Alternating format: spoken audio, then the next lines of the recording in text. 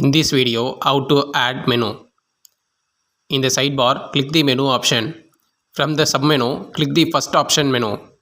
The main list screen will be appear on the screen. In the top right corner, click add menu button. A form will appear asking for menu name. For example, menu name lunch. And then click save button.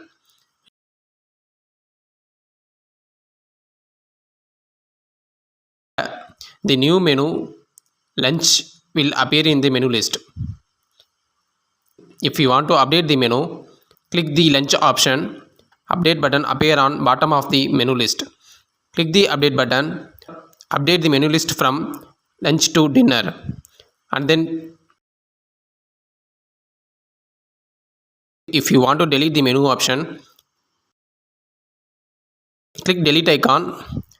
The menu list will be deleted. Thank you.